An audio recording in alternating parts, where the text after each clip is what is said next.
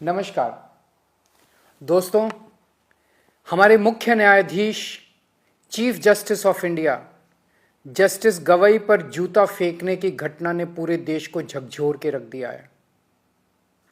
एक शख्स ने हमारे देश के चीफ जस्टिस गवई पर जूता फेंकने की कोशिश की।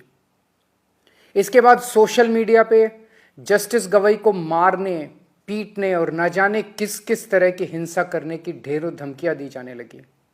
अलग अलग तरीके से उनका अपमान किया जाने लगा। इन लोगों ने ना ही जूता फेंकने वाले के खिलाफ कोई कार्रवाई की और ना ही धमकियां देने और अपमान करने वालों के खिलाफ इन लोगों ने कोई कार्रवाई की। ऐसा लगा जैसे ये सब एक सुनियोजित, सिस्टमैटिक तरीके से किया गया एक षड्यंत्र है। इस घटनाक्रम के जरिए इन लोगों ने समाज के दो तबकों को बहुत कड़ा संदेश देने की कोशिश की है, एक दलित समाज और दूसरी न्यायपालिका। जस्टिस गवई दलित समाज से आते हैं।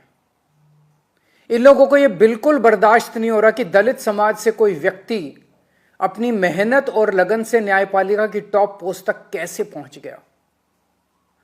क्या ये इनकी हरकतें दलित समाज को डराने और अपमानित करने की कोशिशें नहीं है?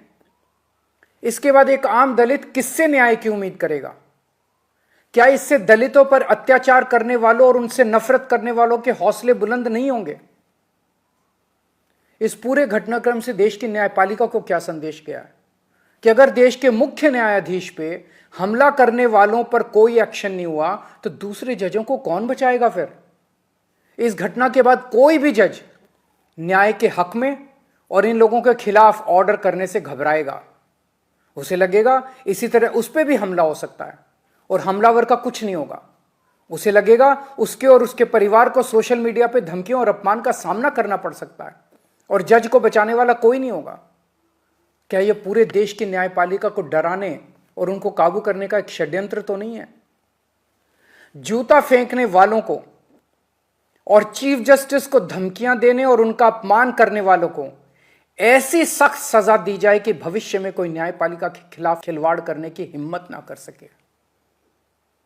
चुनाव आयोग, मीडिया और विपक्ष के बाद अब ये न्यायपालिका की आवाज को दबा के पूरे लोकतंत्र को खत्म करना चाहते हैं। न्यायपालिका की स्वतंत्रता हमारे देश के अस्तित्व के लिए अहम है। न्यायपालिका का यह अपमान देश के संविधान का अपमान है, बाबा साहेब का अपमान है। यदि आप सच्चे देशभक्त हैं तो आप चुप नहीं रह सकते। बोलिए, उठिए और न्याय की रक्षा के लिए आवाज उठाइए। मेरी तरह आपका भी खून जरूर खोल रहा होगा। जय हिंद।